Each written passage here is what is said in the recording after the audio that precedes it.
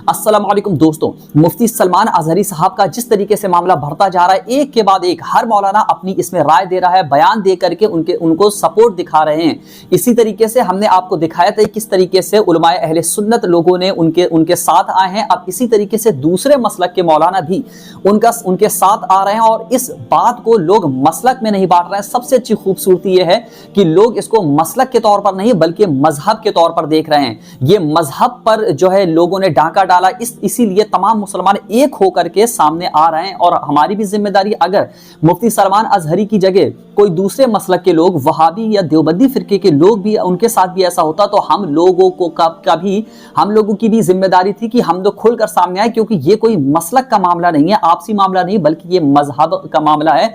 दूसरे लोग मुस्लिमों को टारगेट कर रहे हैं। आप खुद देखिए कि किस तरीके से वहाबी और देवबंदी मौलानाओं ने अपना बयान दिया। उन्होंने भी अपना बयान दे करके उनके साथ हमदर्दी दिखाई है और मांग की है कि उनको जल्दी से जल्दी रिहा करें। आप इनकी वीडियो देखें। बरेलवी मकतबे फिक्र का आलिम दीन, कल शायद गुजरात में उनका प्रोग्राम था, ट्विटर पे देखा, उनको एटीएस वालों ने पकड़ लिया कि आपने अपने अशार के अंदर, आपने अपने जुमले के अंदर में कुत्तों से ताबीर किया, किसी का कुत्तों से शायद उनका नाम लिया गया है।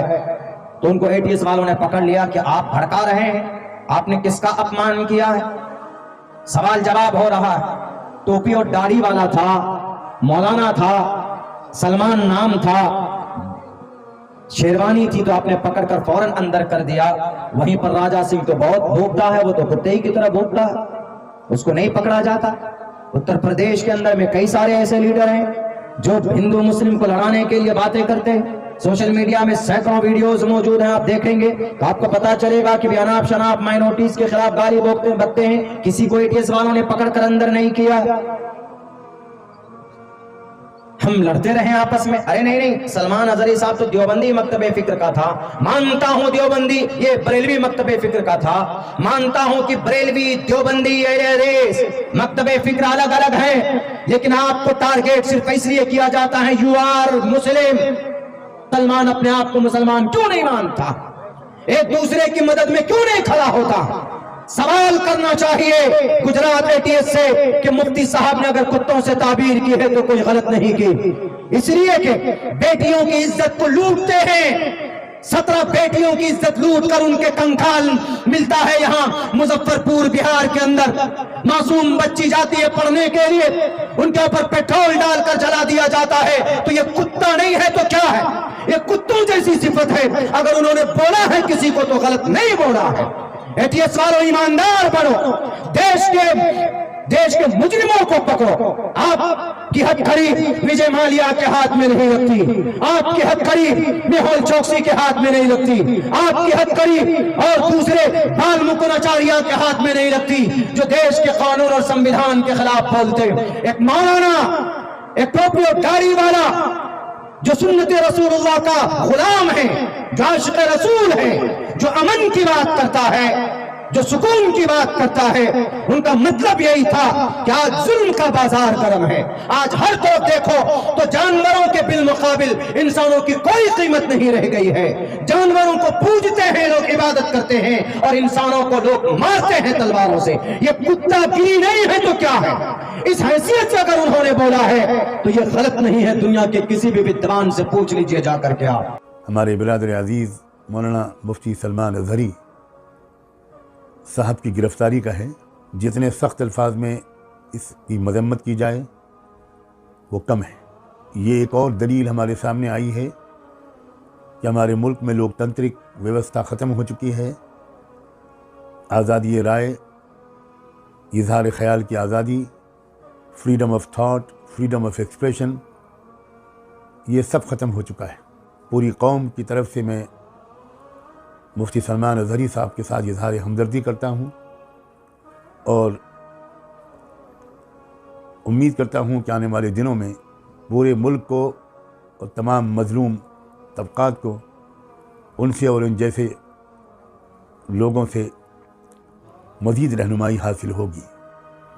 ये एक इम्तिहान और एक आज़माइश है जिसमें इस वक्त वो मुब्तला हैं। हम सब दिलो जान से दुआगो हैं कि अल्लाह ताला जल्द अज जल्द उनकी रिहाई मुक़द्दर फरमाए और बाइज़्ज़त तौर पर वो तमाम इल्ज़ामात से बरी हों। یہ بات بھی ان کی بہت قابل قدر ہے کہ انہوں نے اپنی گرفتاری کے موقع پر پولیس اسٹیشن کے پاس جمع ہونے والے مجمع کو خود سنبھالا اور اس سے گزارش کی کہ وہ لا اینڈ آرڈر کا مسئلہ نہ کھڑا ہونے دیں۔ صاف ظاہر ہے کہ کون ہے جو لا اینڈ آرڈر کو بگاڑ رہا ہے اور کون ہے جو لا اینڈ آرڈر کی حفاظت کی کوششیں کر رہا ہے۔ مفتی سلمان ازہری صاحب کو گرفتار کیا گیا، پھر ان پر مقدمے دائر ہوئے، گرفتاری ہوئی۔ چلو کسی کے دل کو ٹھیس پہنچتی ہے تو ہمارا دستور اسے بھی گرفتار کرنے کا حکم دیتا ہے، لیکن سوال یہ ہے کہ ایک مولانا نے تقریر میں ایک لفظ کا استعمال کیا، حکومت نے ان کو گرفتار کیا۔ اب میں بتاؤں کتنے سامنے والے اسلام کے خلاف کتوں کی طرح بھوکتے ہیں، حکومت ان کو گرفتار کیوں نہیں کرتی؟ اس کا مطلب یہ ہے کہ ہمارے ملک کا انصاف کمزور ہوتا جا رہا ہے، ان کو حکومتیں کیوں گرفتار نہیں کرتی؟ جواب دو مجھے، گجرات کی حکومت جواب دے، یو پی کی حکومت جواب دے، ملک کی حکومت جواب دے۔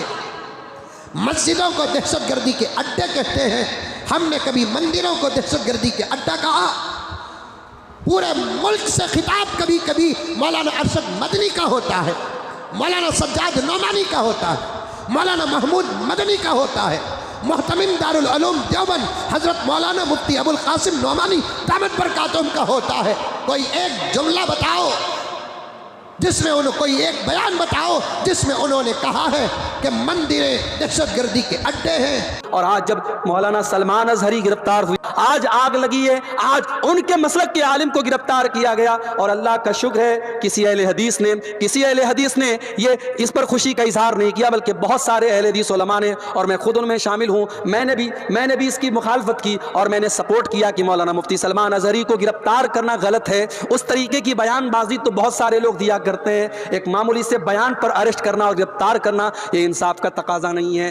کب تک لڑتے رہو گے؟ کب تک آپس میں اس طریقے سے مسلک کے نام پر کھیل کھیلتے رہو گے؟ اگر آج اسلام کا کوئی دشمن آپ کے مسلمان کو پکڑ کر کے اس سے زبردستی کہتا ہے تم فلاں مذہب کا نعرہ لگاؤ اور فلاں معبود کا نعرہ لگاؤ، تو ہم اس کو دیکھ کر کے ہمیں غصہ آتا ہے۔ کب تک ہم لڑتے رہیں گے میرے بھائی؟ آج پانی سر سے اونچا جا چکا ہے، جب ہمارا دشمن مسلک کی بنیاد پر اور فرقے کی بنیاد پر ہمارے درمیان کوئی تفریق نہیں کرتا، تو ہم اور آپ اپنے آپ کو تفریق میں کیوں بانٹے ہوئے ہیں؟ آؤ سیسا پھیلائی ہوئی دیوار بن جاؤ۔ اور میں بڑی خوشی کے ساتھ کہتا ہوں میں پکا سلفی المسلک الحمدللہ ہوں، اور بنارس کے جامعہ سلفیہ جو ہماری جماعت کا مرکزی ادارہ ہے وہاں سے میں نے تعلیم حاصل کی ہے، لیکن آج اللہ کا شکر ہے فیس بک پہ اوپر آپ دیکھ لیں، یوٹیوب کے اوپر آپ دیکھ لیں، بڑی تعداد میں ہمارے بریلوی بھائی، ہمارے دیوبندی بھائی بھی میری تقریروں کو سنتے ہیں۔ ہمارے جو اختلافات ہیں ہم ایک دائرے میں رہ کر کے اس کو حل کر سکتے ہیں، لیکن آج مسلک کھیلنے کا ٹائم نہیں ہے میرے بھائی۔ ہماری تاریخ یہ بتاتی ہے اندلس جیسا ملک مسلمانوں سے خالی ہو گیا، وہاں کی مسجدوں کو استبل بنا دیا گیا، وہاں کی مسجدوں میں ڈانس کے اڈے اور شراب کے اڈے بن گئے۔ کیوں؟ جاؤ اتہاس اٹھا کے دیکھو، تاریخ اٹھا کے دیکھو، اندلس کے مسلمان آپس میں لڑ پڑے، چھوٹی چھوٹی ریاستیں قائم ہو گئی، اندلس کے الگ الگ علاقے میں چھوٹی چھوٹی حکومتیں قائم ہو گئی،